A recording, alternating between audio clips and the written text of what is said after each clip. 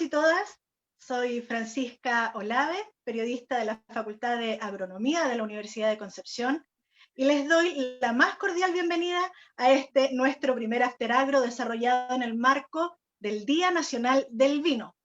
After Agro, que por cierto está orientado a personas mayores de 18 años, porque como bien saben, vamos a desarrollar una cata de vinos que me imagino, de verdad me imagino, están ansiosos y ansiosas de comenzar.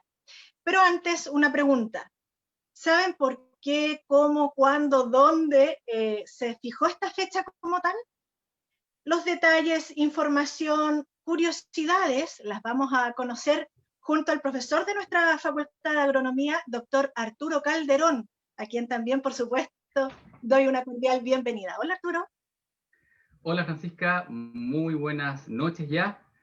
Efectivamente, a nombre de la Facultad de Agronomía de la Universidad de Concepción, les doy la bienvenida como su director de Extensión y Vinculación.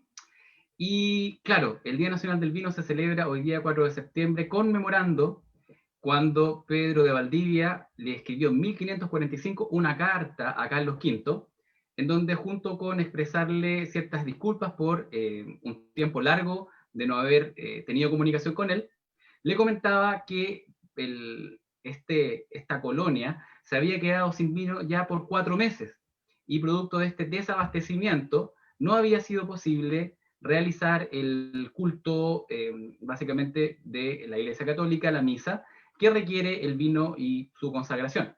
Por lo tanto, se celebra y se conmemora en ese momento este periodo de tiempo en el cual nosotros ya comenzamos a hablar del vino y también a plantar en nuestro territorio. Pero bueno, basta de historia, vamos ahora a comenzar con la actividad, y para esto quisiera presentarles a las personas que hoy día van a conducir este evento, o lo van a llevar a cabo, y son dos de nuestros profesores, ambos son profesores jóvenes, pero con una reconocida trayectoria en el mundo vitivinícola y enológico. Por un lado tenemos al profesor Guillermo Pascual, es ingeniero agrónomo y enólogo de la Universidad de Concepción, magíster en vitivinicultura, terminando su doctorado muy próximamente, y el profesor Pascual se encarga o está en su área de investigación el manejo de residuos vitivinícolas y el estudio de la capacidad antioxidante de los vinos. Guillermo, muy buenas noches. Hola Arturo, buenas noches, gusto saludarte. Hola Francisca. Hola, Guillermo, Hola, ¿cómo estás? Guillermo. Y bueno, por otro lado tenemos al profesor doctor Ignacio Serra. Él es ingeniero agrónomo de la Universidad de la Frontera y hizo su doctorado en la Universidad de Stellenbosch, en Sudáfrica, y hoy día está investigando muy intensamente el efecto de algunas prácticas culturales y también de características edafoclimáticas sobre la calidad de los vinos. Ignacio, ¿cómo estás? Muy buenas noches y gracias por acompañarnos. Muy bien, la verdad que un gusto estar con ustedes, feliz de estar en este Día Nacional del Vino Chileno, y esperemos que sea una bonita actividad para todos. De todas maneras, eso no hay duda. Bueno, antes de comenzar esta entretenida actividad, les quiero comentar la forma como vamos a realizarla. Lo primero es invitarles a realizar sus preguntas, sus consultas a través del chat que ustedes tienen a disposición en la plataforma donde están disfrutando de este evento. Y además, les comento que se queden con nosotros porque hemos planificado junto a nuestro auspiciador Viña Santa Berta. Bueno, esto es una celebración, pues, y las celebraciones se caracterizan por tener regalos, y nosotros tenemos un regalo para ustedes. No les voy a decir todavía de qué se trata, pero les digo quédense porque es un regalo, un muy buen regalo, obviamente relacionado con este día. Y bueno, antes de comenzar también recordarles que este evento es un evento para mayores de 18 años y que promovemos el consumo responsable e informado del vino. Así que Francisca, sin más dilación. Esta es la invitación entonces, Arturo, respecto a quedarse, ¿no es cierto?, a conocer el premio que tenemos para ustedes. También recordarles que es posible que durante el desarrollo de la cata vayan realizando sus preguntas, sus dudas, y nosotros, por supuesto, las vamos a ir resolviendo junto a nuestros enólogos. Hecha la invitación entonces, los invito a destapar los mitos y verdades del vino blanco. Para ello, vamos a estar con Guillermo Pascual, hablando de los vinos Sauvignon Blanc y Moscatel de Alejandría. Así es, Francisca. Mira, la verdad que elegimos estas dos cepas para hablar del vino blanco. Primero, porque el Sauvignon Blanc es la variedad o cepa más plantada, blanca, ¿cierto?, en nuestro país, seguida del Cabernet Sauvignon, que es la reina, ¿cierto?, la que tiene mayor superficie. Y el Moscatel de Alejandría también por ser la cepa tradicional de nuestro valle del Itata, donde estamos ubicados nosotros con nuestra región de Ñuble. Es la cepa más plantada también y da unos vinos muy particulares. Respecto, más que nada, antes de comenzar a catar, comentar qué es lo que es la cata. La cata, más que nada, ponemos en trabajo nuestros sentidos, ¿cierto? ¿Para qué? Para sentir sensaciones, impresiones, y ocupamos nuestros 5 sentidos, la vista, obviamente, el olfato, el gusto, el tacto, y también a veces el oído. Con los vinos espumantes uno debe escuchar las burbujas, ¿cierto? Para ver qué tan intensas son. Y obviamente que tenemos que saber poder reconocer estos aromas. En los vinos blancos generalmente se caracterizan, voy a empezar, me voy a servir un poco de Sauvignon Blanc, ¿cierto? Pero Generalmente la copa uno se sirve solo un poco, incluso un tercio de la copa, no hay que llenar la copa. Y la verdad que lo primero que hace uno es observar el vino. El vino, el primer sorbo, como se dice, se toma por los ojos y uno ya se puede hacer una impresión del vino. ¿Qué es lo que hay que mirar cuando uno está bebiendo un vino blanco principalmente? Si este está limpio, si hay una limpidez, ¿cierto? O si está turbio, si está opaco, si brilla o no brilla. Eso es lo primero, ¿cierto? Uno lo observa, lo mira a contraluz, puede acostar simplemente un poco la copa y yo puedo notar que este vino está limpio, ¿cierto? Tiene un buen brillo y lo que quiere decir que mi primera impresión es buena. Luego también se puede ver la fluidez, si el vino es denso, aceitoso o más fluido también. Y después pasamos a la parte del color. ¿Qué es lo que hay que ver en el color? El color puede ir generalmente en los vinos blancos jóvenes, de un verde, ¿cierto? De un verde pastoso, a un amarillo ya más dorado, o incluso un ámbar, los vinos que ya son más envejecidos. La principal cualidad del Sauvignon Blanc que son vinos jóvenes, por lo general, son vinos de rápido consumo, no son vinos que se puedan, en general, ¿cierto?, guardar por mucho tiempo. ¿Qué hacemos nosotros entonces? Lo miramos, ¿cierto? Y podemos determinar que el color de este Sauvignon Blanc, en particular el que tengo yo en la copa, tiene un amarillo con algunos ribetes verdosos en cierta medida. Eso es lo primero, es poder ver, ¿cierto?, qué color tiene nuestro vino. Luego pasamos a la parte olfativa. En el Sauvignon Blanc esta parte es muy importante porque, como les comentaba al principio, son vinos muy aromáticos. El Sauvignon Blanc generalmente va a depender mucho también de cómo se cultive la uva. Dependiendo de esto, ¿cierto?, nos puede dar vinos con aromas que van desde un área más vegetal, ya sea pasto cortado, a pimentón, a otras frutas, ¿cierto?, o a otros aromas más tropicales, o incluso cítricos como pomelo, o frutas tropicales como piña. Entonces, ¿qué hacemos? Nos llevamos el vino, lo podemos agitar un poco, ¿cierto? Para poder que se muestren estos aromas, necesitamos oxigenar nuestro vino, darle un poco de oxígeno para que se exprese la parte aromática y lo llevamos a la nariz. Lo importante es poder conocer los aromas. Si yo nunca he comido una frutilla, nunca voy a poder detectar el aroma frutilla. Si no he comido un pomelo, nunca voy a poder detectar el aroma pomelo. Generalmente la gente que no tiene mucha expertise reconoce los aromas, pero no lo puede encasillar con alguna fruta o con alguna planta o alguna hierba. Generalmente dicen, yo conozco este aroma, ¿qué aroma es? Pero no se da el tiempo, ¿cierto?, de buscar en su mente ese aroma que ya lo ha probado antes. Finalmente, ¿cierto? Yo este Sauvignon Blanc le encuentro aromas a pomelo, está más cargado para el lado cítrico, ¿cierto? Pomelo, a lo mejor algo de flores también, y con una intensidad alta. Son generalmente muy aromáticos los Sauvignon Blanc. Bueno, y lo llevamos a la boca, que es finalmente lo importante. Generalmente los Sauvignon Blanc son vinos con una acidez relativamente alta también, con un alcohol bajo, ¿cierto? Un alcohol medio bajo a medio, y con una alta acidez, lo que le hace ser un vino muy fresco, muy fácil de beber. Entonces lo llevamos a la boca con un sorbo pequeño, ¿cierto? Y en este caso, cuando uno está degustando y quiere realzar los aromas o realzar los sabores, está permitido sorbetear en cierta medida el vino, darle un poquito más de oxígeno, ¿cierto?, para poder que se exprese de mejor medida la parte aromática. Permiso, ¿ah?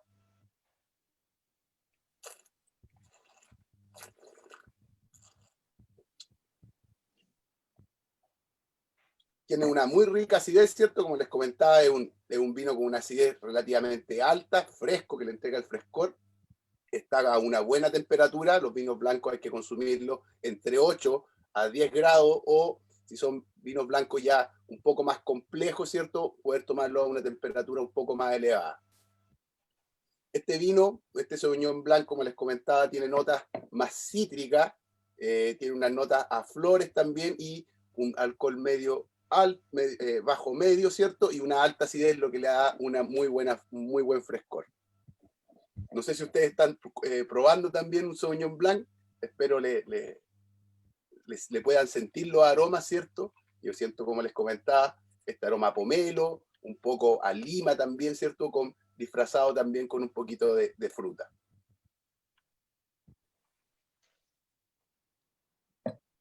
Eso con un Sauvignon Blanc, ¿cierto? Y este otro vino que tenemos acá es un Moscatel de Alejandría, ¿cierto? Que es, como les comentaba, uno de los vinos o de las cepas más típicas de nuestra zona. La ventaja del Moscatel de Alejandría que es una cepa bastante polifuncional, porque se pueden generar vinos secos, como este, ¿cierto? Vinos dulces. Los vinos dulces generalmente son de Moscatel de Alejandría. También se puede consumir como uva fresca. Se vende, ¿cierto? La uva Moscatel de Alejandría. Se hacen pasas con Moscatel de Alejandría, y también, por supuesto, el pisco chileno. El pisco, una gran cantidad del pisco chileno es hecho también con esta variedad. Aquí, ¿cierto?, tenemos aún mayor intensidad aromática. Pero antes vamos a ver el tema del color, ¿cierto? El brillo, la limpidez del vino. Si se fijan, si los comparamos, se ve, ¿cierto?, en la cámara, este tiene un color un poco más ámbar, un poco más dorado, ¿cierto? Y esto es más que nada debido a la vinificación. El tipo de vinificación hace que el vino gane, ¿cierto? Se genere este color un poco más dorado. También son vinos con alcoholes relativamente bajos a medio, que también presentan una acidez relativamente alta, lo que le da un buen frescor y una intensidad en aroma bastante alta también. Generalmente aquí uno encuentra otro tipo de aroma, generalmente pueden recordar frutos típicos como a duraznos, peras, membrillo. Se habla de frutas blancas o frutas de pepita también, como manzana, pera, el mismo membrillo, como les comentaba. Y generalmente también, o en el caso del moscatel, pueden aparecer un sutil aroma a flor o a rosas blancas también. Vamos a proceder a probarlo, ¿cierto? Dime. Están preguntando a través del chat ¿qué forma de copa es la mejor para desarrollar una cata? A ver, generalmente, por supuesto, de vidrio. El vidrio es el mejor material para poder degustar el vino. Y lo importante es que la copa sea lo más amplia posible en la parte superior, para poder, y relativamente de buen volumen también, para poder tener espacio para mover el vino, para oxigenarlo, espacio para poder introducir la nariz a la copa para poder olerlo, ¿cierto? Y poder degustarlo de buena manera. Lo importante es el llenado de la copa. La copa va un tercio llena para poder tener tiempo o espacio para poder oxigenar el vino. Voy a probar este moscatel, ¿cierto? Que tiene una intensidad muy alta en aroma. Aparece mucho durazno, mucha pera, ¿cierto? Y algo de rosas, como les comentaba. Y también vamos a sorbetearlo, ¿cierto? Ingresar un poco de oxígeno para exacerbar los aromas en la boca.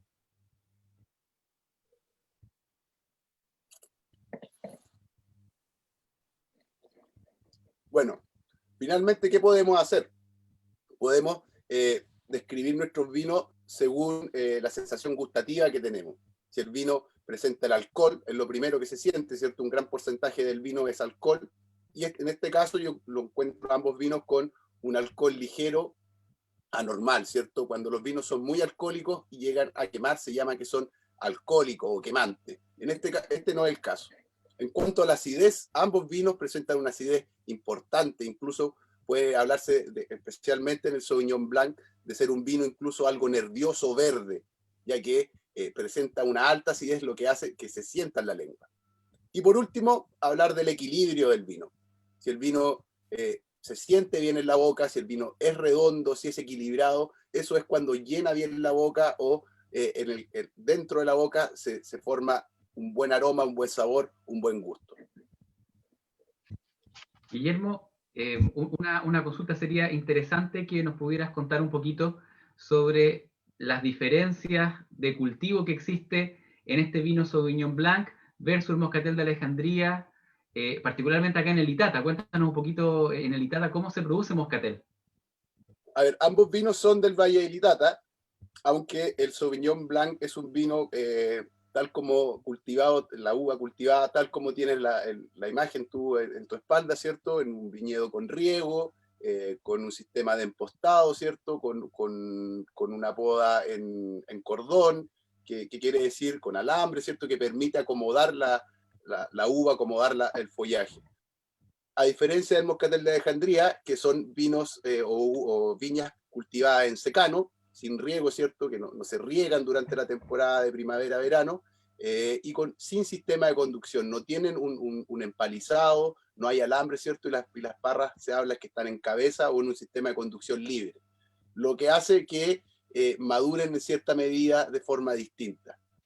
Además de eso, otro tema importante es la vinificación. ¿Cómo se hace el vino? Una vez que ya tenemos la uva, ¿cierto? En este caso, en el Sauvignon Blanc, es una vinificación muy tradicional de vino blanco, donde la fermentación, que es donde transformamos el azúcar que tiene la uva en alcohol, se hace sin las pieles, sin el ollejo de la uva, ¿cierto? Se prensa, se obtiene solamente el jugo y se fermenta. A diferencia de este Moscatel de Alejandría, que es de la zona también, que es del valle, que es fermentado con las pieles, que es fermentado con las semillas, y eso hace que tenga un volumen distinto y un color distinto también. Guillermo, hablaste recién sobre cómo se hace un vino. ¿Qué efecto tiene ahí, por ejemplo, el sol o la altura? Bueno, el sol y la altura va a tener efecto en el viñedo más que en la bodega. En la bodega ahí entra a jugar otros factores importantes, principalmente la temperatura y el oxígeno también. En el viñedo, ¿cierto? Es importante controlar el sol. El profesor Arturo Calderón ahí tiene larga labia para contarnos qué puede pasar cuando se nos quema la uva, ¿cierto? Con un impacto, con un golpe de sol directo. Y obviamente que eso va a repercutir en el vino. Otra de las preguntas dice, ¿el Moscatel de Alejandría es lo mismo que el Late Harvest? El Late Harvest es un estilo de vino. Es como decir vino espumante o champán. El Late Harvest significa que es un vino hecho fermentado, ¿cierto? Y que la fermentación se corta con una alta concentración de azúcar. Son vinos dulces, pueden hacerse, hay vinos dulces Late Harvest, obviamente, generalmente de uva blanca, pero puede ser de Sauvignon Blanc, puede ser de Moscatel, puede ser de Chardonnay o de cualquier otra variedad. Es más que nada el estilo de vino. Perfecto. Otra de las preguntas, perdón Arturo, espera, te hago la pregunta y sí, mira, justamente hay una de las preguntas y que hablaba Guillermo muy interesantemente sobre el componente aromático de los vinos, introducía el Sauvignon Blanc, pero nos preguntan acá también sobre cómo es posible encontrar tantos aromas en un vino, y acá creo que es una muy buena oportunidad ya que tenemos la Moscatel de Alejandría, así que comentan un poco, Guillermo, sobre los aromas de los vinos y particularmente sobre los aromas de esta deliciosa Moscatel. Los aromas del vino es un mundo, o sea, se han descrito muchos compuestos, más de 3.000 compuestos en el vino que evolucionan, ¿cierto? A medida que el vino va evolucionando también. Y el moscatel en particular tiene unos compuestos que se llaman terpenos, que son compuestos muy aromáticos.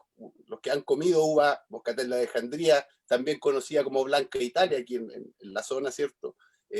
Pueden darse cuenta que la uva es muy aromática. Esos mismos compuestos pasan al vino y se sienten en el vino.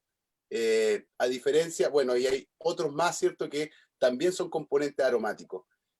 Si uno siente aroma a piña en un vino, es la misma molécula o el mismo componente químico que está en la fruta de la piña.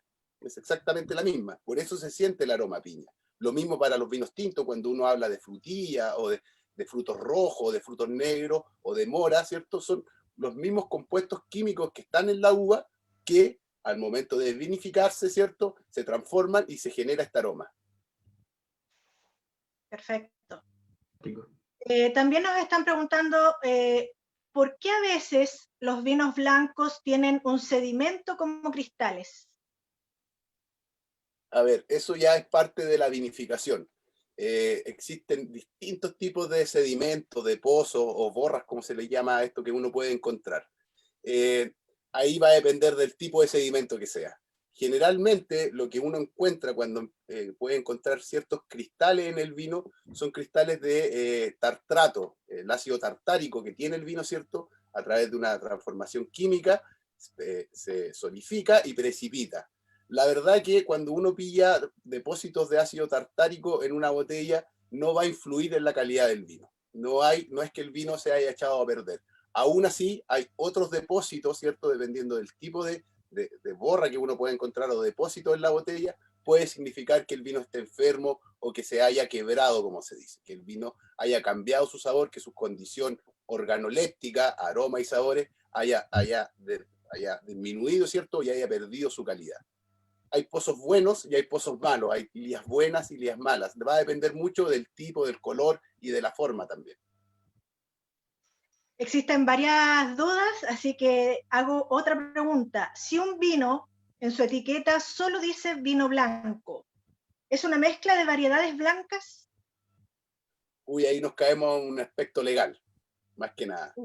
¿Ya? Es un tema legal de denominación de origen de nuestro país.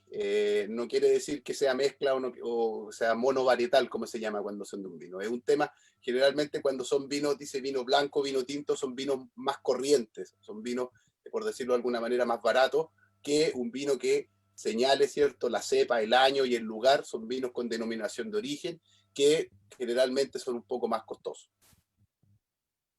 ¿Existen blancos fortificados o solo eso aplica para los vinos tintos?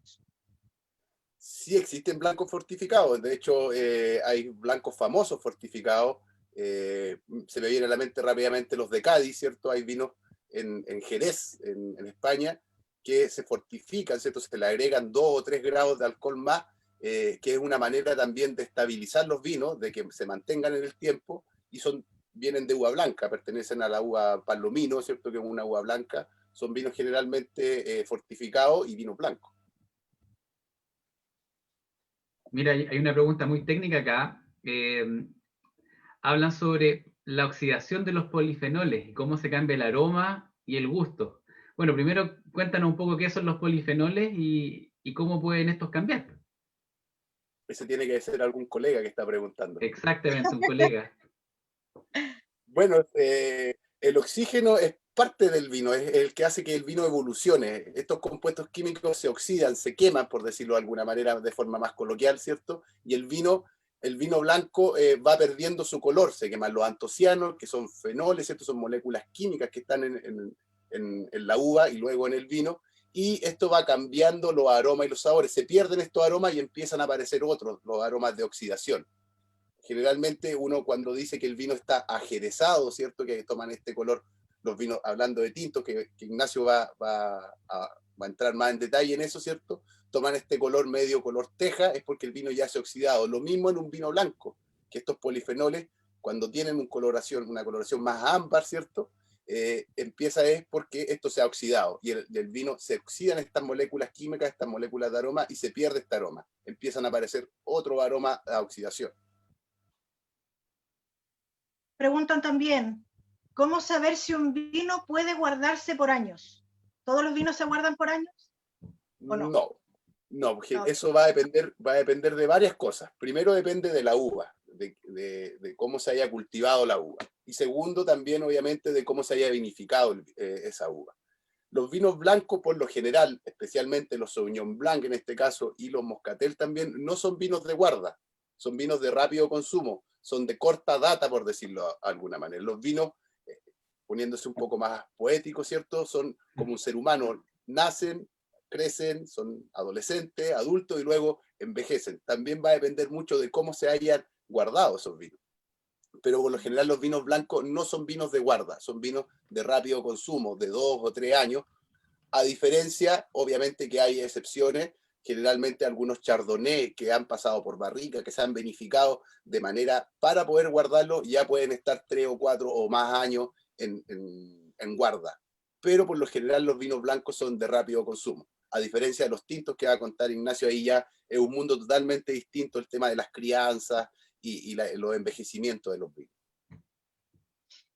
¿Qué son, preguntan también, qué son los taninos y qué son los sulfitos? A ver, los taninos, eso lo va a contar más Ignacio, ¿cierto? Y los sulfitos. Bueno, los sulfitos es un insumo enológico, ¿cierto? Que se ocupa durante la vinificación. Y es más que nada tiene varios atributos este insumo, y uno de ellos es lo que conversamos al principio, ¿cierto? Que evitar que el vino se oxide. En vez de que se oxide los aromas, en vez de que se oxide el color, se oxida este sulfito, este sulfuroso. Generalmente los vinos blancos, al no tener antocianos, que son lo que le dan el color a los vinos tintos, ¿cierto? Se oxidan mucho más rápido que un vino tinto. Por ende, los vinos blancos tienen más sulfito que los vinos tintos en su elaboración. Perfecto. Muy buena respuesta. Oye, Guillermo, sería interesante también un poco ver cuáles son aquellos atributos en los cuales uno se fija mucho mayormente en un vino blanco que en un vino tinto, porque en un vino tinto uno tiene ciertos atributos que uno inmediatamente resaltan. En los vinos blancos en general, ¿cuáles podrían ser atributos que inmediatamente le dan a un vino una calidad, independiente de su estilo? Bueno, como lo que comentábamos al principio, los vinos blancos, una de las cosas más importantes, a mi parecer, es la nariz, obviamente, ¿cierto? Ese aroma, ¿cierto? Esa cualidad, que aparezcan frutas muy frescas, como la piña en este caso del Sauvignon Blanc, a lo mejor como la pera en el Moscatel de Alejandría, y por otra parte también su acidez. Los vinos blancos tienen mayor acidez que los vinos tintos, la uva se cosecha antes, por lo general, ¿cierto? Lo que le hace que tengan menor alcohol y mayor acidez, y eso lo hace que sean muy frescos. ¿Cuál es la cualidad, cierto? Que son algunos vinos blancos, se hablan de vinos blancos de terraza, que son vinos para consumir en el verano, ¿cierto? Para refrescar en la playa, y la boca pasa prácticamente a segundo plano en un vino blanco. Obviamente que si estamos comiendo, porque acuérdense que el vino está considerado un alimento y es parte importante en la alimentación, ¿cierto? Un pescado o algunos mariscos van a ayudar a resaltar el gusto tanto de la comida como del vino si sabemos maridarlo bien, si sabemos combinar bien con el vino que corresponda a cierta comida. Otra de las preguntas, Ignacio, es sobre ¿cuándo se califica a un vino blanco como reserva? Bueno, ahí caemos nuevamente, si hablamos en Chile, de un tema legal más que nada. Es un tema de la ley que regula, ¿cierto?, la producción de vino, y hay ciertas normas que se tienen que cumplir, más que nada en la elaboración del vino. Que tenga algo de madera, ¿cierto?, y un grado alcohólico también determinado. Son ciertas reglas que hay que seguir para poder ponerle la etiqueta al vino, si es reserva, si es gran reserva, si es reserva privada, y hay otras cualidades también o otros términos que se pueden ocupar. Pero eso va a depender netamente de la vinificación, de la elaboración del vino. Perfecto. Y la última pregunta, perdón, sí. Iba a hacer esta pregunta. ¿Quieres hacerla tú o la hago yo? ¿Quién la hace? Dale, por favor. Muchas gracias, muy gentil, muy gentil. Mira, una pregunta que es bien interesante acá es porque nosotros hoy día hemos elegido dos vinos blancos muy característicos. Uno es el Sauvignon Blanc, producto de ser la más importante blanca, y el Moscatel de Alejandría, que es parte del corazón de nuestra zona. Pero existen otros vinos blancos que la gente conoce, que la gente ha probado, y que están haciendo algunas preguntas de cómo diferenciar algunas de ellas de las cepas que hoy día estamos nosotros apreciando. Entonces, por ejemplo, nos preguntan, por ejemplo, el Chardonnay, ¿en qué se diferencia de un Sauvignon Blanc? O el Riesling, ¿en qué se diferencia de un Moscatel? ¿Podrías iluminarnos, por favor, Guillermo? A ver, el Chardonnay, algo comentamos del Chardonnay. El Chardonnay es una cepa que da vinos algo más complejos. Generalmente la diferencia se puede sentir muy bien marcada en la boca. La boca de los Chardonnay, quiero decir en la boca de cuando uno se toma el vino, ¿cierto? Y lo tiene en la boca, tiene mucho más volumen. O sea, se persiste más en el tiempo. O sea, yo me tomo el vino, lo trago y todavía lo siento por mucho más tiempo en mi boca, a diferencia de un Sauvignon Blanc. Y la nariz también es distinta. O sea, el Chardonnay Obviamente va a depender de la vinificación. Si es un vino de guarda, van a aparecer notas a madera. Si tuvo su paso por madera, aparece este aroma relativamente ahumado, ¿cierto? Pueden aparecer algo de vainilla a lo mejor, cosas que uno generalmente no encuentra en un Sauvignon Blanc. Y el Riesling con el Moscatel son cepas muy aromáticas, cada una muy particular en su perfil aromático, y son relativamente fáciles de diferenciar. El Riesling generalmente da aromas distintos al Moscatel en el sentido, y con un frescor no tanto como un frescor más alto generalmente que el Moscatel, y obviamente que va a depender de dónde se cultivó la uva, cómo se cultivó la uva, y obviamente de la bodega, cómo se hizo la vinificación. Perfecto. Muchas gracias, Guillermo, por toda la información y la clarificación a las preguntas. ¿Les parece ahora que pasemos a destapar los mitos y verdades del vino tinto junto al enólogo Ignacio Serra, quien nos va a hablar del Cabernet Sauvignon y el Carmener? Bueno, nuevamente buenas noches, ¿cierto? A todas las personas que se han ido incorporando, ¿cierto? Y los que ya estaban. Bueno, voy a explicar un poquito primero por qué elegimos estos dos cultivares. El primero, ¿cierto?, que vamos a degustar es el vino Carmener, y lo elegimos porque Carmener ha pasado a ser una cepa emblemática para Chile. Y la razón de eso es que en Europa, digamos, en la segunda mitad de los 1800, llegó una plaga, que era una filoxera, que era un pulgón, y esta plaga prácticamente destruyó gran parte de los viñedos que había en Europa. Y entre esos viñedos que estaban, había una cepa que era la Carmener, que estaba en Bordeaux. Y cuando llega esta plaga, la Carmener prácticamente desaparece de ¿cómo se llama?, de Francia, ¿ya? Ahora, ya como había explicado Arturo, ¿cierto?, el Carmener llegó acá antes de la filoxera, ¿ya? Y entonces teníamos Carmener acá en la zona, pero no sabíamos que era realmente Carmener. Nosotros creíamos que era Merlot. Y en la década de los 90 vino un ampelógrafo, que el ampelógrafo es una persona que es capaz de diferenciar los cultivares, o sea, es capaz de decir, este es Cabernet Sauvignon, este es Merlot, y lo diferencia a través de la forma de las hojas, los colores que tienen, la forma de los racimos, todas las características que llamamos morfológicas, o sea, de forma, ¿cierto? Entonces, cuando le van a mostrar a Jean-Michel Boursicot, que era ese ampelógrafo famoso, ¿cierto?, lo veía un viñedo de Merlot, y este tipo dice, esto no es Merlot. No estoy seguro totalmente qué es lo que es, pero no es Merlot. Entonces va a ver, mira el ápice del brote, ¿cierto?, porque la parte de arriba del brote, y normalmente en el Merlot son más blancuzcos, y tenían un color rojo dorado, o sea, un color más dorado. Entonces inmediatamente eso le llamó la atención. Y empezó a indagar un poco, y finalmente logró ver que en la flor, los estambres, que son donde está colocado el polen, ¿cierto?, estaban quebrados. Y ahí dijo, no, esto no es Merlot, es Carmener. Y ahí entonces se redescubre, entre comillas, ¿cierto?, el Carmener en Chile, y como prácticamente no existía en ningún otro lugar del mundo, o en muy pocas cantidades, pasa a ser una cepa emblemática de Chile, ¿ya?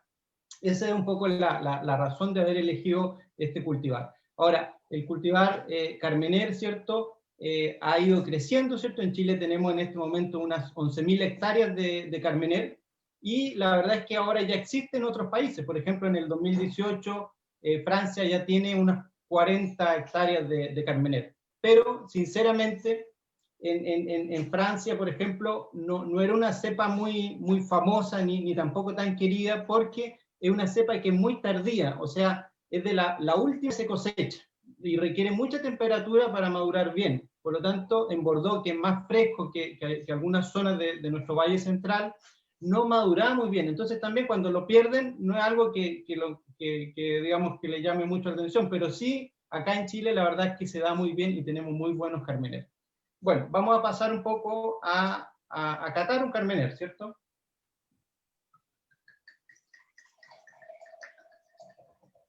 Bueno, Guillermo ya explicó un poquito cómo hacer la cata, ¿cierto? Sí, tal vez decir un poquito que es importante que cuando servimos la copa, idealmente la copa no la sirvamos más allá de 1/3.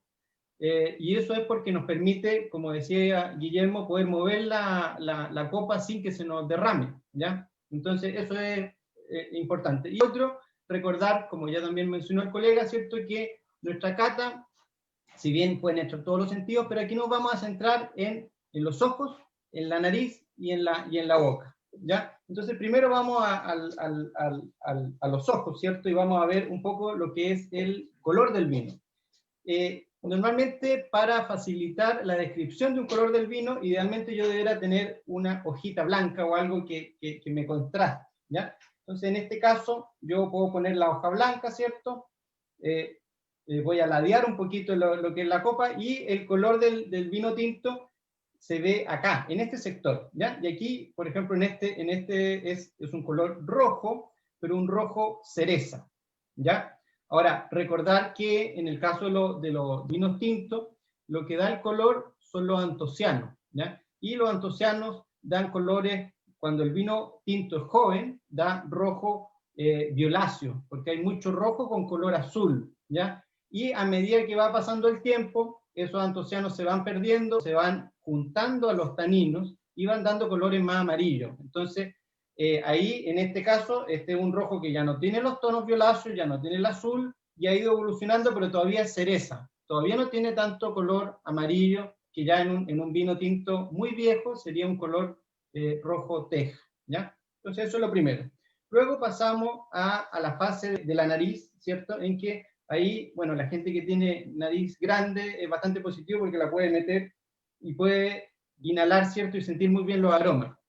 En este caso, muchas veces uno puede primero sentir el aroma sin mover la copa y luego moviendo la copa. Entonces, primero introduzco la nariz, ¿cierto? Empiezo a sentir algunos aromas, ¿cierto? Aquí, de hecho, ya me empieza a salir algo de fruta, pero un poquito herbáceo. Eso no es tan raro porque en el Carmener tenemos muchos contenidos de unos compuestos que se llaman piracina, que como explicaba el colega, ¿cierto? En el caso de los moscateles, están los terpenos que dan esos aromas, ¿cierto?, característicos de la moscatel. Aquí el Carmener se caracteriza por tener piracina, y aquí me sale un aroma un poquito herbáceo, ¿ya? Pero igual sale un poquito tal vez de un poquito de, puede ser betarraga o algo así, ¿ya? Una betarraga cocida, ¿ya? Procedo, ¿cierto?, a mover. Y aquí la verdad es que me empieza a salir un poquito más esa fruta un poquito más madura, y tal vez un poquito más lo que es esa betarraga cocida, ¿ya? Eso es algo característico. Ahora, dentro de esto es importante explicar que hay distintos estilos de Carmener. Yo puedo tener un Carmener que yo lo cosecho antes o en una zona un poquito más fresca, ¿cierto? Y va a ser un Carmener mucho más herbáceo, ¿ya? Así como puedo tener un Carmener en una zona mucho más calurosa o que cosecho además más tardío y me va a salir mucho más fruta, como por ejemplo de mermelada o una fruta más pasada, ¿ya? Me ha tocado catar Carmener en Italia, y estos Carmener son tremendamente herbáceos. Y yo, de hecho, le comentaba al enólogo ahí, le decía, bueno, para mi gusto era demasiado herbáceo, pero al final es lo que le gusta a la gente, ¿ya? Hay que recordar que en el tema de vino, es un asunto muy subjetivo. Aquí no importa tanto si es una cosa u otra, aquí importa es lo que gusta a nosotros. Bueno, pasamos ahora entonces a la boca, ¿cierto? Como mencionaba Guillermo, tomamos un pequeño sorbo, lo movemos dentro de la boca y podemos sorbetear si queremos para intensificar los aromas.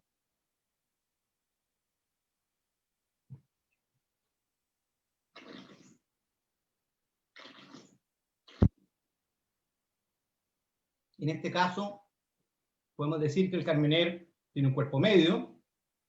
Eso, el cuerpo tiene que ver con justamente una de las preguntas que mencionaban ahí, los taninos, ¿ya? Y los taninos tienen que ver con la sensación de volumen en boca, o sea, el cómo me llena un poco la boca. Yo, por ejemplo, cuando tomo un vaso de agua, me pasa, bueno, uno dice, me pasa como agua, ¿cierto? Prácticamente no lo siento, ¿ya?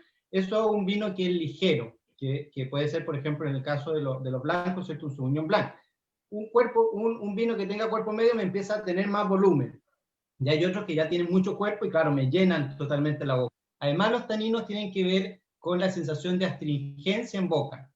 Yo no sé si han comido caqui, ¿cierto? Que el caqui uno lo come y te queda esa sensación de sequedad en boca, ya te seca. Y eso es porque estos compuestos, que son los taninos, reaccionan con las proteínas de la saliva.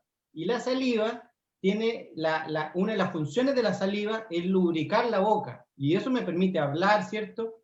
Entonces, ¿qué es lo que pasa? Que el tanino reacciona con la proteína de la saliva y la saliva pierde la capacidad de lubricar y me queda la boca seca. Y esto es así, me queda seco, digamos. Es algo un poco desagradable cuando es demasiado astringente, ¿cierto? Muy agresivo. En este caso, este vino que estoy tomando pasa muy bien en boca, un vino bastante suave, cuerpo medio y pasa bien. Otra cosa que es importante, digamos, cuando estoy catando un vino, es tomar el vino, o sea, yo tomo un sorbo y mentalmente puedo contar cuántos segundos me queda el retrogusto. O sea, yo tomo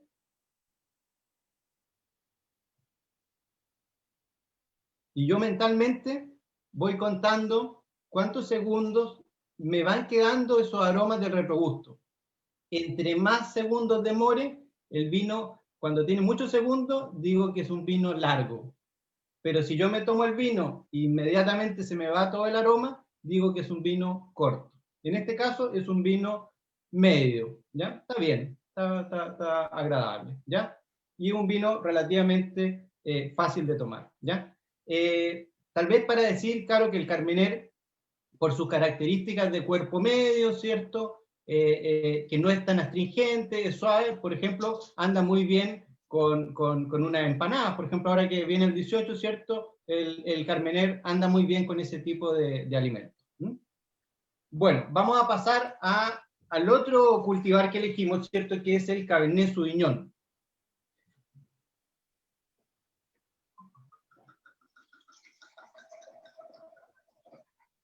Bueno, lo primero es decir que, ¿por qué elegimos Cabernet Sauvignon? Bueno, Cabernet Sauvignon, ya algo se había mencionado, es el cultivar para vinificar que es mayormente plantado en el mundo. O sea, existen más de 340.000 hectáreas en todo el mundo de Cabernet Sauvignon. O sea, hay muchísimo. Y prácticamente el Cabernet se da relativamente bien en muchos lugares. Por lo tanto, en casi todos los lugares tengo Cabernet Sauvignon. En Chile es la cepa más plantada, por lo tanto también es bastante relevante y tenemos prácticamente, por lo que recuerdo, son como 40.000 hectáreas de Cabernet Sauvignon, ¿ya? Entonces, de ahí que por eso elegimos esta cepa. Ahora, es importante, y yo no sé si a alguno le habrá ocurrido de las personas que están escuchando, pero yo no sé si alguna vez le han preguntado, ¿quién es tu papito? Eso ocurrió con el Cabernet Sauvignon en el sentido que todos preguntaban, bueno, de quiénes son los padres del Cabernet Sauvignon, siendo una cepa tan importante. La verdad es que primero se sospechaba de que los padres del Cabernet Sauvignon era el Cabernet Franc, pero no se sabía cuál era el otro padre, digamos, o madre, ¿cierto?, del Cabernet Sauvignon. Finalmente, una investigadora de California, ¿cierto?, descubrió que fue la cruza, que al parecer fue espontánea, ¿cierto?, entre el Cabernet Franc y el Sauvignon Blanc, lo cual es bastante interesante, ¿cierto? Ellos fueron los que dieron lugar al Cabernet Sauvignon.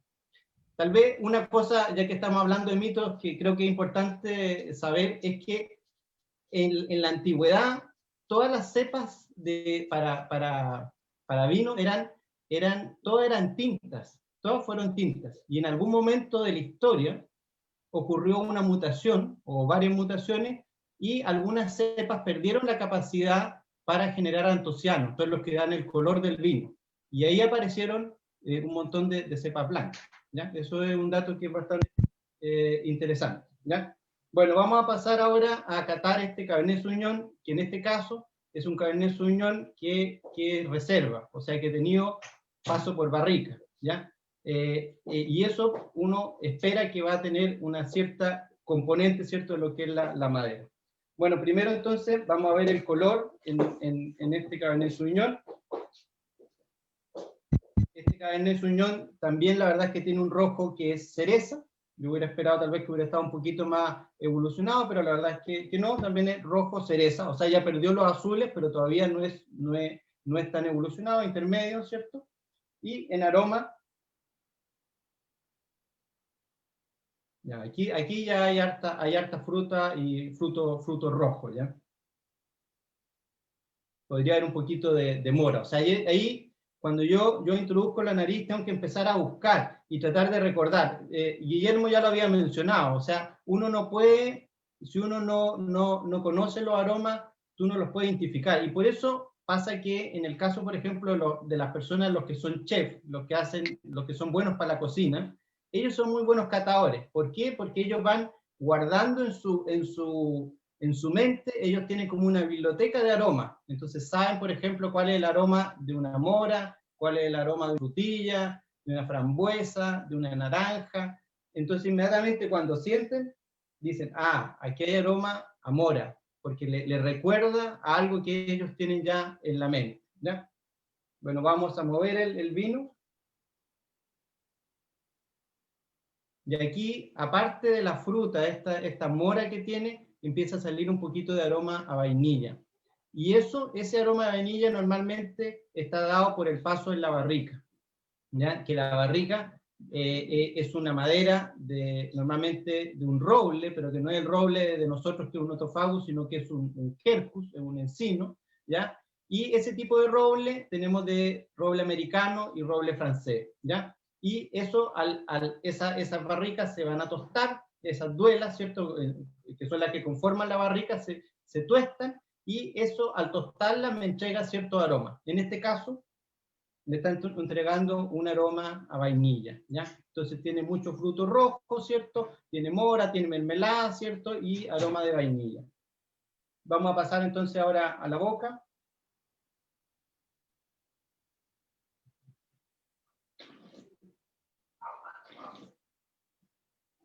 Aquí, en boca, la verdad es que se distingue, claro, que es un Cabernet Sauvignon, y claro, aquí hay mucho más cuerpo, ¿ya? O sea, la sensación de volumen es mucho mayor. Este es un vino con cuerpo, es un poquito más astringente. Pues el otro yo les decía que era un vino muy suave, este tiene un poquito más de astringencia, pero una astringencia agradable, que no es molesta, ¿ya? Y es un vino bastante largo, o sea, yo ahora estoy conversando, ya hace un rato ya que tomé el vino, y todavía estoy sintiendo esos aromas, ese gusto, ¿cierto? Esos aromas de fruto rojo, todavía me salen en boca, lo cual me está indicando que es un vino largo, ¿ya? Y eso es deseable, por supuesto. ¿Mm? Bueno, eso es más o menos lo que tengo, digamos, de lo que son los vinos tintos. Ignacio, justamente que estabas hablando de barrica, nos preguntan lo siguiente: ¿el paso por barrica es real o se usa lo de aplicar astillas de roble a los estanques de acero? Bueno, eso la verdad es que hay muchas formas cuando hablo de paso por madera, hay muchísimo uso de eso. O sea, va desde lo más rasca, digamos, sería utilizar, cuando yo hago las barricas, me queda un montón de subproductos.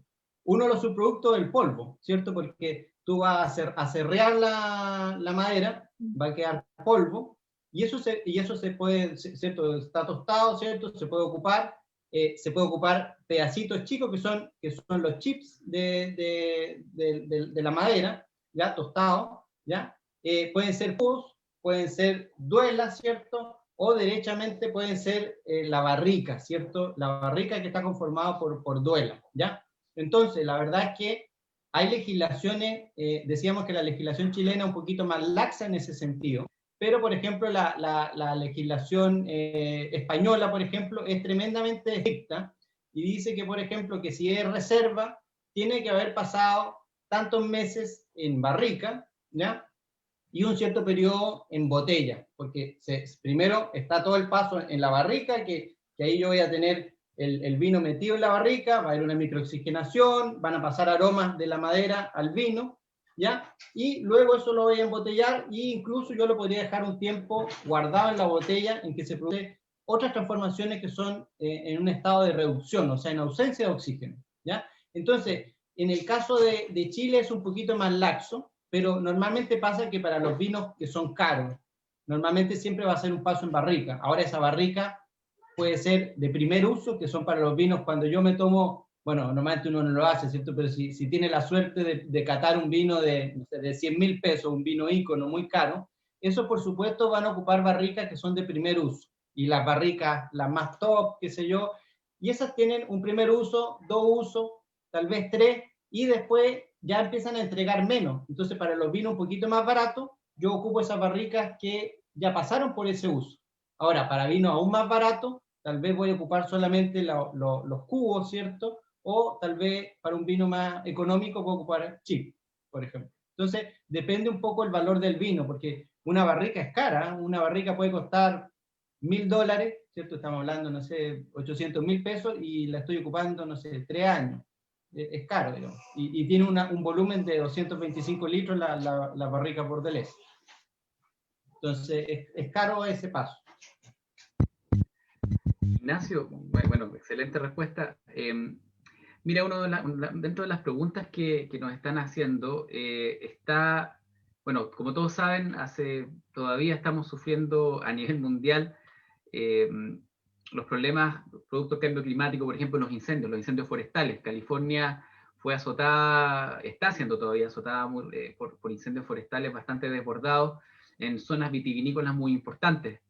Y nosotros en Chile tuvimos ya hace algunos años atrás un mega incendio, y nos preguntan acá también en el chat cuáles son los efectos que tiene el humo con relación a la calidad de los vinos. Y bueno, y ahí puedes contar un poco la experiencia que hemos tenido también investigando justamente esto. Sí, muy buena pregunta, y claro, en eso hemos trabajado juntos, así que ya hemos hecho tenemos alguna experiencia en la universidad al respecto.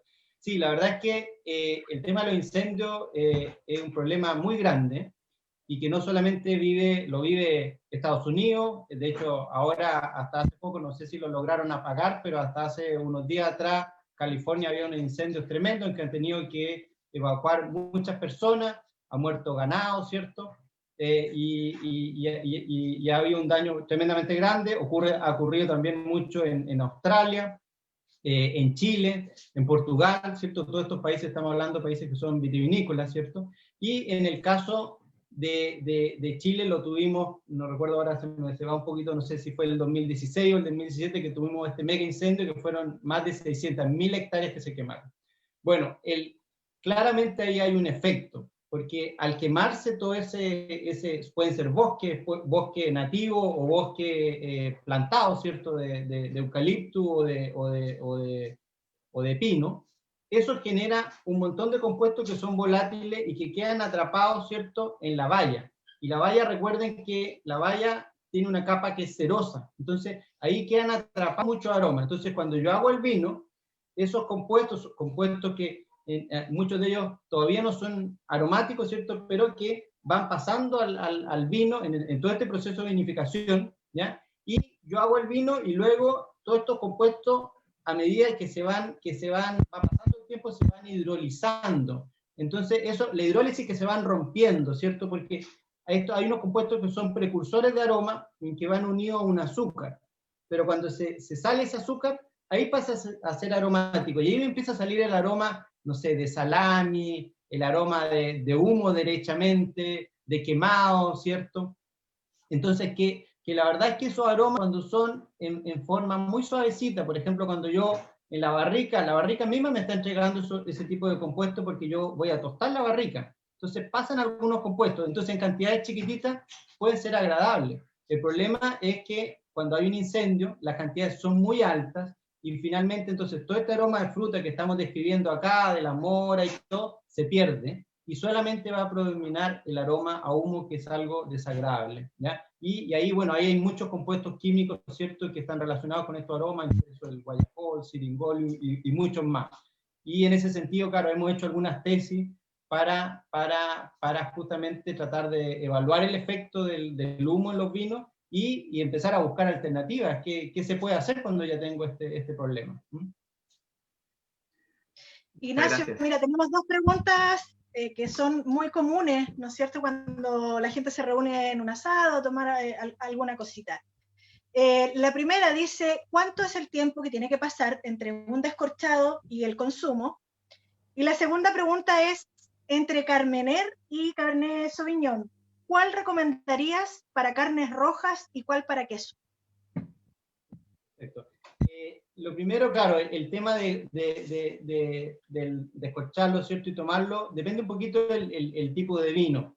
Por ejemplo, un vino que yo lo haya tenido guardado 10 años, ¿ya? Que no es lo común y corriente, ¿ya? Pero yo puedo haber guardado ese vino 10 años, y ese vino, si yo llego y lo sirvo inmediatamente tal cual, lo más probable me puede salir incluso algunos aromas como azumagado, ese aroma como un poco de guardado, no sé, cuando han abierto un closet, ¿cierto? Y ese aroma entre un poco húmedo, ¿cierto? Como algo medio desagradable, ¿cierto? Entonces, en ese tipo de vino, ahí el ideal es ocupar algo que llaman el decantador, ¿cierto? Que es como una botella de vidrio en que es más estrecha en el cuello y es más ancha abajo. Entonces yo pongo ese vino, se oxigena, lo dejo un rato y ahí van a empezar a salir los aromas que son propios del vino, ¿ya? Entonces, para ese tipo de vino yo recomendaría tomarme mi tiempo, relajarme un poco, ¿cierto? Y idealmente, si tengo ese decantador, ocuparlo. Ahora, para el vino común y corriente, que es un vino, por ejemplo, un vino varietal, perfectamente yo puedo descorcharlo y lo puedo tomar inmediatamente sin mayor problema. O sea, a un vino, entre más tiempo está guardado, y normalmente más son vinos que son más caros, los que permiten guardar, ahí yo debería esperar un poco más, pero si no, la verdad es que perfectamente lo puedo tomar de inmediato. La segunda pregunta me habías dicho que era, se me fue, Francisca, disculpa. Te digo ¿con qué lo combino? ¿Qué Cabernet? Sí, ¿qué Cabernet? Sí, era del queso y del, claro. Y de la carne roja. Claro, en el caso del Carmener, la verdad es que decíamos que es un cuerpo medio, es un vino más fácil de tomar, ¿cierto? Más amigable. La verdad es que perfectamente puede combinar muy bien con queso, ¿ya? Y el Cabernet Sauvignon, que ya tiene un poquito más de cuerpo, ya aguanta un poco más, ahí perfectamente lo puedo combinar con carne roja, y sobre todo si son carnes rojas que tienen más grasa. O sea, por ejemplo, yo cuando me hago un asado, no sé, un lomo vetado, ¿cierto? Que tiene harta grasa, que es muy grosso, ¿cierto? A la parrilla, ¿ya? Ahí combina muy bien con un Cabernet Sauvignon, ¿ya? Porque tiene la estructura para aguantar eso, ¿ya? Y hacen sinergia, y la verdad es que es algo bastante más agradable, ¿ya? Ignacio, nos hacen también un par de preguntas las personas que nos están viendo, y una de ellas tiene relación con las tapas o los corchos. ¿Qué recomiendas tú o qué diferencias hay entre usar una tapa metálica o un corcho para preservar el vino? Y la otra pregunta, te la hago de inmediato, viene con bis, es: recientemente, bueno, las bodegas de vinos invierten mucho dinero en que estén muy bonitas, en lugares bellos, pero también se han visto bodegas que están, por ejemplo, bajo el mar, bajo el nivel del mar. Entonces, cuéntanos un poco qué sabes tú al respecto, por qué se utiliza esto, eso básicamente. Ya, perfecto. Bueno, la pregunta, ¿cierto? Sobre cómo obturo la botella, ¿cierto? La verdad es que ahí hay harta discusión, ¿ya? Primero, cuando yo ocupo esa tapa o el screw cap, ¿cierto? Que es lo que uno ocupa, normalmente lo que pretende esa tapa es evitar el paso del oxígeno, ¿ya? Y tratar de que cierre bien, ¿ya? Ahora, entonces la verdad es que puede funcionar bastante bien, ¿ya? Ahora, en el caso del corcho hablamos del corcho natural, no el tapón sintético, que otra cosa, digamos, ¿ya? En el caso del corcho, es un producto que es natural, ¿cierto? Lo sacamos también de un quercus, ¿cierto? Del alcornoque, ¿cierto? Y en ese hay muchos tipos de calidad de corcho. El corcho más rasquita sería un aglomerado prácticamente, ¿cierto? Que no sé si han visto eso, cuando un vino más barato y el corcho yo lo miro y son puros pedacitos de corcho que se unieron. Eso es el corcho más sencillito. Después hay un corcho que es intermedio, en que la parte del centro es aglomerado y la parte de los extremos son arandelas de corcho de mejor calidad, ¿ya? Y además en el corcho puedo tener distintos tamaños, y si yo voy a ocupar un vino que voy a guardar por 10 años, necesito un corcho de la mejor calidad y ojalá de mayor longitud. ¿Y por qué eso? Porque el corcho, bueno, ahí hay un poquito de discusión, pero se dice que a veces también puede dejar pasar unas mínimas cantidades de oxígeno, ¿cierto? Pero incluso, si yo voy a guardar muchísimo tiempo ese vino, en los vinos estamos hablando de vinos caros que podría guardar 30 años, capaz que tú vas a tener que reemplazar en algún momento ese corcho. Entonces, normalmente pasa que para vinos que son reserva y todo, se ocupa más el corcho natural, y para los vinos de consumo más rápido, se utiliza más el screw cap, ¿ya? Ahora, eso sí tiene que ver un poquito también hay un tema de tradición. Hay gente que, por ejemplo, no le gusta para nada el screw cap, porque tal vez no se ve tan bonito, no tiene este tema de meter el sacacorcho, ¿cierto? Entonces es un tema también, por ejemplo, los franceses a ellos, o algunos países no les gusta mucho, pero hay otros, como no sé, los ingleses, que son más, eso no les genera tanto drama y perfectamente se pueden tomar un vino tinto con screw cap y no les genera problema. Pero es un tema también un poco de eso, ¿ya?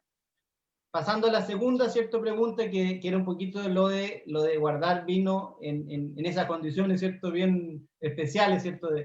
Bueno, acá en la zona, ¿cierto? En lo que es en el Valle Litata hay una bodega que se hizo famosa por eso, que colocaba, ¿cierto? Sus vinos, ¿cierto? Debajo del mar por una cierta cantidad de tiempo. Se llama acá Submarina, ¿cierto?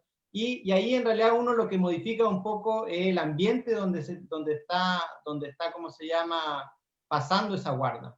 Ahora, que tenga un efecto mayor o menor es un tema ya de discusión y de trabajo científico que uno tiene que hacer, pero lo que sí es cierto es que las condiciones donde se guarda el vino obviamente afectan la evolución del vino. Y en ese sentido, por ejemplo, yo cuando guardo una botella de vino, el ideal es que sea una zona que sea relativamente húmeda, porque yo primero, claro, tengo que dejar la botella, ¿cierto?, acostada, porque así el corcho siempre está húmedo, ¿ya? Entonces, y ojalá una zona que esté relativamente húmeda y que no haya mucha diferencia entre la noche y el día, y que sean temperaturas relativamente bajas para que la evolución del vino, como decía Guillermo, que el vino nace, ¿cierto?, crece, se desarrolla y muere, para cuando va pasando ese proceso, lo vaya haciendo de manera lenta y vaya ganando, ¿cierto?, en todo este proceso de la guarda en la botella.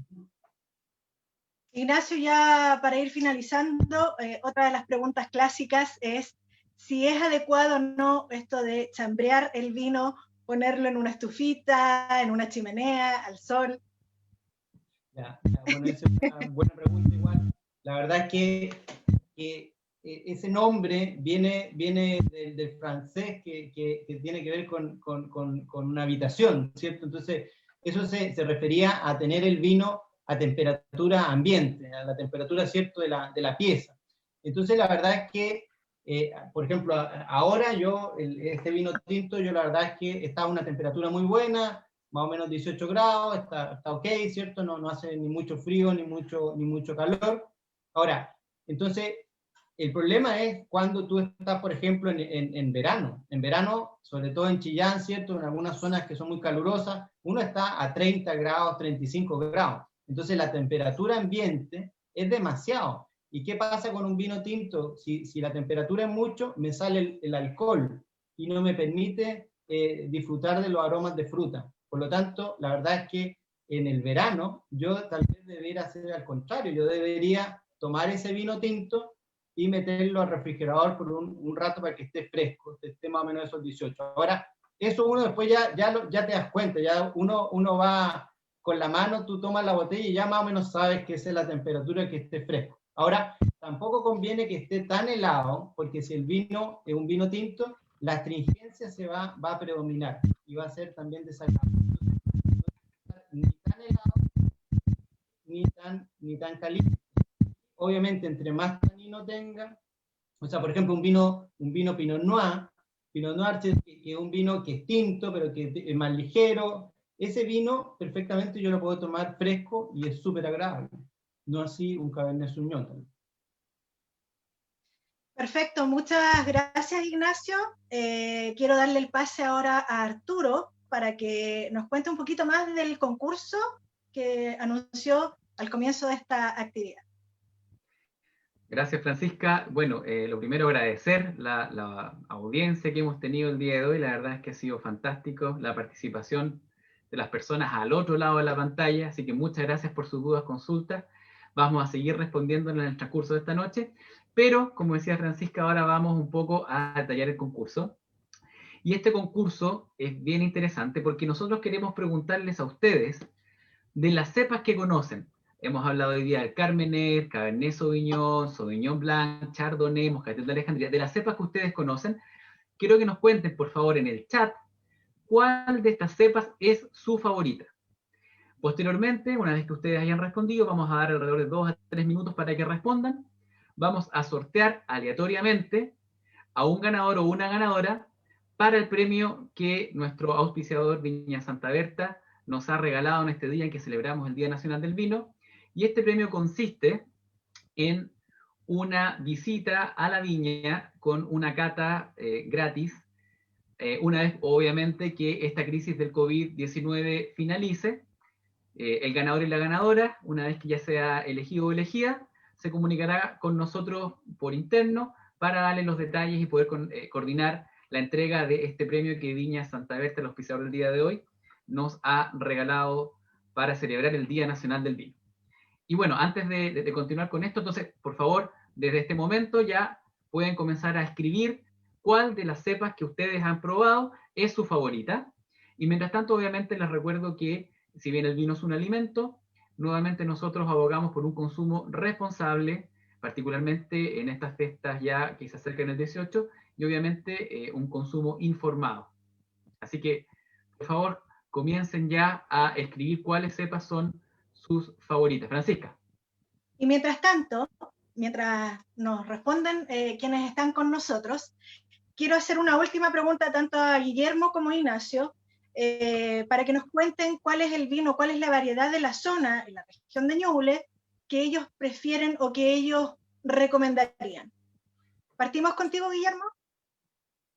Ok, Francisca, mira, para mí, la verdad, el vino, hablar de un vino favorito es difícil. Yo creo que el vino depende del momento. Hay vinos para cada momento. Si bien alrededor de una parrilla, alrededor de en la playa o con la familia, depende mucho también de la compañía. Pero si me tengo que encasillar, me la tengo que jugar por un vino, me quedo con el Cinsault. No hemos hablado del Cinsault. Es una cepa muy tradicional que ha estado por mucho tiempo acá en la zona también, pero que hace poco se le está dando el reconocimiento que merece. Genera vinos bastante frescos, vinos con una buena acidez y muy frutales, y la verdad que está cada vez más pedido, solicitado el Cinsault. Es una variedad muy poco conocida por algunos y que la hemos ido potenciando y descubriendo acá en este Valle del Itata. Comentarles que hay alrededor de 600 hectáreas en Chile solamente de Cinsault, de las cuales prácticamente el 95 o el 96% están aquí en los cerros de Portezuelo, Ranquil, Coelemu, ¿cierto? Y como te digo, hay viñateros, hay viñadores en la zona que hacen vinos Cinsault muy ricos, muy jugosos y muy, muy sabrosos. Ignacio, ¿en tu caso? Bueno, a mí también me encanta el Cinsault, pero la verdad es que yo me voy a decantar por el país.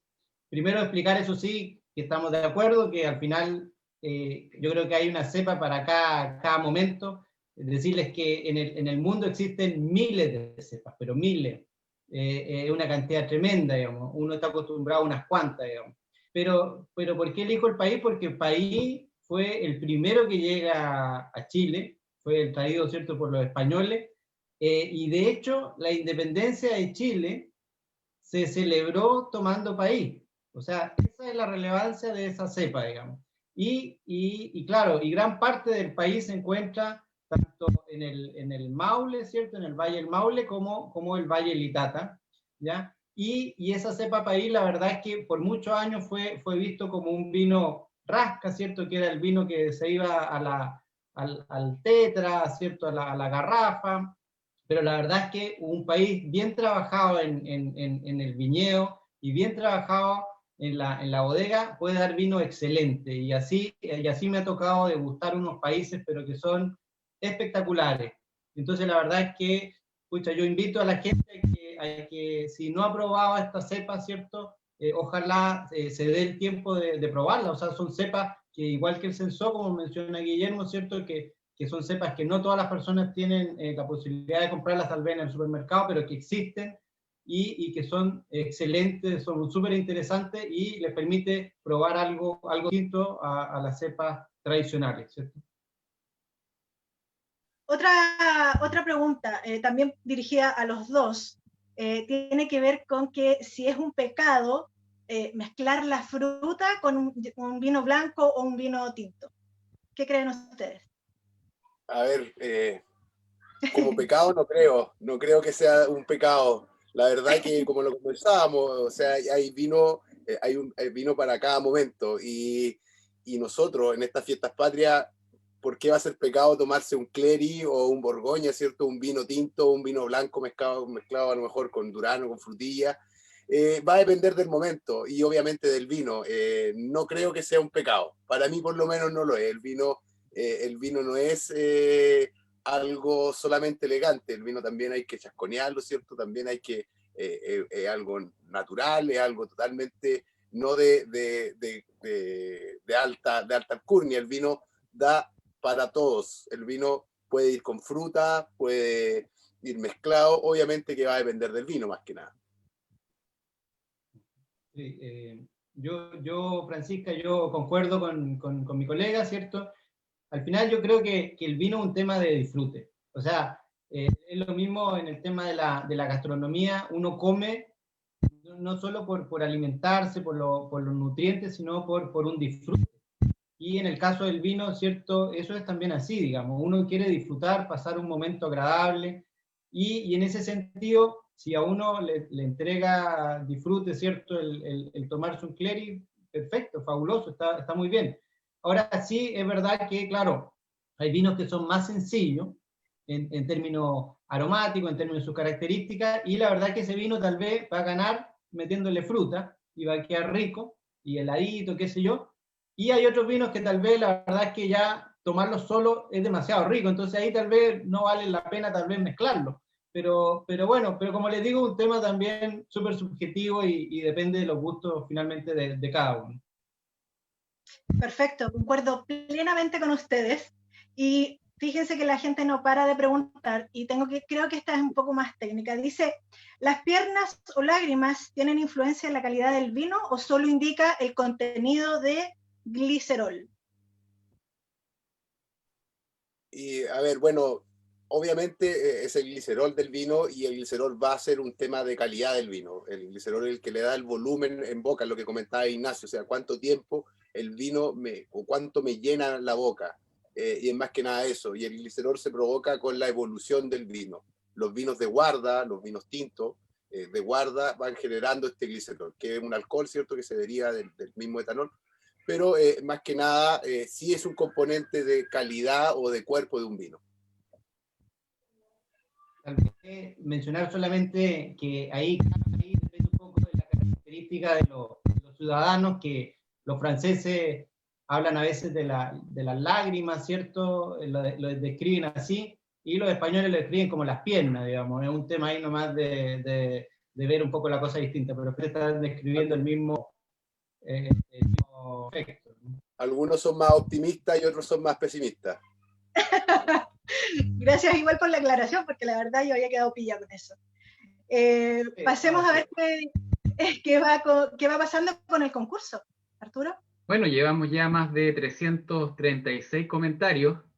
La verdad es que además quisiera compartir con ustedes que muchas felicitaciones. La verdad es que las personas que nos están viendo a través de nuestra página en Facebook y a través de nuestra página web de la Facultad de Agronomía de la Universidad de Concepción están muy contentas, los felicitan a ambos por la presentación que están haciendo. Y bueno, ya a esta altura hemos ya pasado el tiempo, y voy a mencionar a la persona que básicamente ya ganó. Tenemos ya un ganador, es una persona de género masculino, y su nombre es Claudio Rubilar Stefani. Así que Claudio, felicitaciones por haber ganado este premio de la Viña Santa Berta, que es esta cata para 2 personas gratis con un paseo por la viña, una vez que la crisis COVID haya terminado. Así que por favor, una vez finalizado esto, escríbenos por interno para poder coordinar la entrega de este premio, y felicitaciones por este premio, y bueno, muchas gracias a todos y todas por participar. Perfecto, así es. Muchísimas gracias, Arturo. Felicitaciones entonces al ganador, porque va a recibir un exquisito vino, y ojalá prontamente se concrete el recorrido por Viña Santa Berta. Ya para ir finalizando, agradecer a los académicos que nos acompañaron. Gracias por su excelente disposición y ganas de estar en esta nuestra primer After Agro. Gracias a los miembros y a los integrantes del Comité de Extensión y Vinculación de nuestra facultad, a la unidad de comunicaciones que hizo posible esta transmisión, por supuesto, a nuestro auspiciador, Viña Santa Berta, y a ustedes en casa, millones de gracias, y la invitación está abierta para que sigan nuestras redes sociales y se vayan enterando de las próximas actividades que prontamente vamos a realizar. Gracias, buenas noches, y que todos tengan un excelente fin de semana. Bueno, muchas gracias también a nombre del Comité de Extensión y Vinculación y la Facultad de Agronomía por su atención. Y bueno, gracias a nuestros invitados. Por favor, Ignacio, Guillermo, unas últimas palabras.